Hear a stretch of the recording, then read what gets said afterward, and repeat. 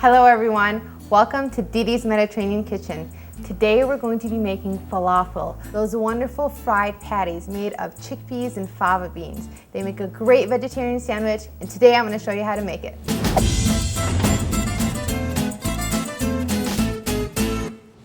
The first ingredients we're going to use are dried chickpeas and dried fava beans. We're going to soak them overnight in water to the brim, and then the next morning we're going to pour off the water when we assemble the falafel. Next we have cilantro and parsley. You're going to need about a cup to a cup and a half of cilantro, fresh cilantro as always, and about a half cup of fresh parsley. You're also going to need one large onion. You can use yellow onion or white onion, either one. We're also going to need about 8 cloves of garlic, about 2 tablespoons of ground coriander, a tablespoon of ground cumin, half teaspoon of ground cayenne pepper, half cup of breadcrumbs, 2 to 3 tablespoons of flour, some salt, a teaspoon of baking soda, and a half teaspoon of baking powder. You want to start by first blending the chickpeas in a good food processor. You don't want to use canned chickpeas or canned fava beans because they have too much moisture and too many preservatives. It's best to just use the soaking process overnight. We're going to blend these until they're a fine, crumbly mixture.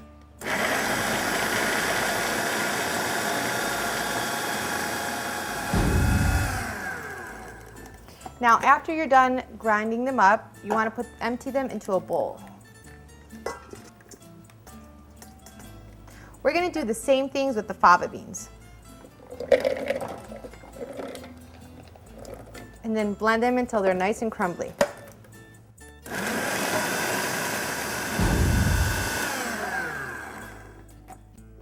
We're also going to empty these into the same bowl. After we do this step, we're going to add the cilantro, the parsley, and the onion to the blender and process that until it's a nice paste.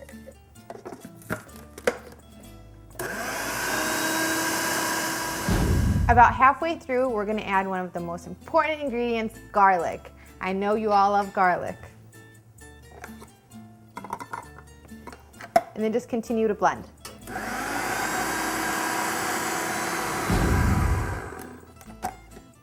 After we're done blending, we're going to add it to the other ingredients. You should smell this. It smells amazing. The cilantro and parsley, garlic, onion. What better is there than that? At this point, we want to mix it until it's very well combined. Falafel was actually traditionally made with just fava beans. As it moved north along the Mediterranean, people started to incorporate chickpeas into it. Some people make it with just chickpeas, some people make it with just fava beans. There's a lot of little variations to the dish, but the main ingredients are the chickpeas and the fava beans. Falafel is also a very healthy dish if you don't fry it. You can also bake it, but many people just fry it up. It has a lot of protein and a lot of fiber. After we've combined the ingredients, we're going to add all the seasoning. Start with the coriander, the cumin, the cayenne pepper. If you don't like it spicy, you don't have to add the cayenne pepper. I'm going to add the breadcrumbs and salt. We're going to add 2 teaspoons salt. Actually, let's do 3. Some people like it really salty, some people don't like it that salty. It all depends on how you like it. And then we're going to mix this up really well. After we add all the seasoning, you want to check the dough's consistency. This is a lot like a dough. And if you see that it's too crumbly, what you can do as a fix-it is to add some flour. I like to add 2 to 3 tablespoons of flour. You don't want to add too much because you don't want it to be too doughy, and then it'll stay raw in the middle when you fry it. So just mix it up again. After you add the flour and you're done mixing it, you can actually freeze it. Falafel can actually freeze for up to a month, but you want to freeze it before you add the baking soda or the baking powder. So just like that, we're going to add our baking soda and our baking powder, and then we're going to let it sit for about 10 to 15 minutes so that those ingredients activate all together and you get a nice fluffy falafel. There's the baking powder and the baking soda. And just mix it all up. While the falafel is sitting and you're waiting for it, you want to preheat a 2 to 3 inch deep frying pan, just a regular frying pan, and you want to add to it about 1.5 inches of just regular vegetable oil. I know it's not that healthy, but falafel is a great indulgence and makes a great sandwich. Falafel mixture has been sitting for 15 minutes. Now it's time to fry the falafel. There's 2 different ways you can mold the falafel when you fry them. You can use a falafel molder, or you can use 2 spoons. Now I know this is not readily available everywhere, so you can just use 2 spoons. I'll show you both ways.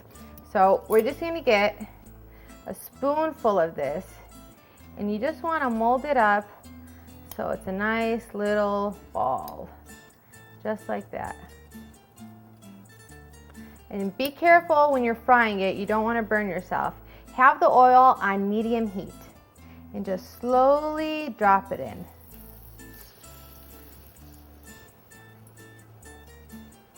And continue until you have about 10 of them in the frying pan. Now you don't want to let them cook until they're about medium golden brown. You don't want them too dark, and you want to make sure that the oil is on medium-low heat, because otherwise they'll be nice and dark on the outside, but they'll be raw on the inside. So you definitely don't want that.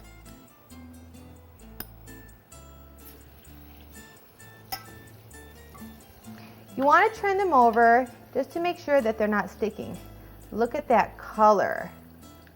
See how nice that color is? Let it in there for just a few more seconds.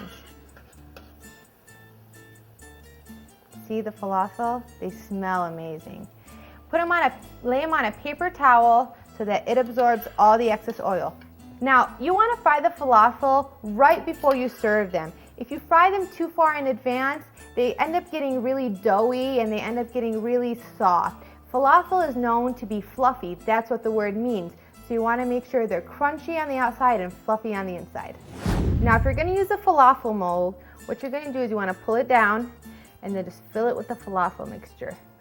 You can use a spatula. Just like that. And then you want to drop it in to the oil. It needs a little help. Keep your hand low so you don't splash. Now we're done frying up our falafel, and we're going to put our great sandwich together. Now if you're trying to stay away from the carbs, that's okay. You don't have to put it into a sandwich. You can just eat it with this great tahini sauce. It's really easy to make. It's just some tahini, olive oil, water, garlic, mix it all up, and it makes a great sauce. Or you can serve it with garlic sauce. I know you all love that garlic. So what I do is I have a nice loaf of pita, and I'm going to put some of the tahini sauce, just like that. You can add any vegetables you want to the sandwich. I like to add a lot of tomatoes to my sandwich. I also like to add kabis, which are these wonderful pickled turnips. And then some lettuce. And I'm going to add a little bit of the garlic sauce, just because you can never get enough garlic. I like to add a lot of garlic sauce. If you don't like garlic, you don't have to. But who doesn't like garlic? It's amazing. Next, you want to get your falafel patty and place it in the sandwich. Now, traditionally, they actually mush the falafel patty when they add it. So that's what we're going to do. Just break it up, just like that. But I want to show you what it looks like. Look at that. Look at how nice and green the falafel is. It's nice and fluffy. And you can see that the inside is not raw or doughy anymore. It's perfect. So we're going to put that down. We're going to roll up our sandwich, just like they do at the falafel stands. Roll it nice and tight. And I like to use aluminum foil to wrap the sandwich to make it look like just the way you buy it when you're at the restaurant. It's a sandwich made for a king. Thank you for joining me on this episode of Dede's Mediterranean Kitchen. Remember, you can get all my recipes at DedeMed.com, and I'll see you again.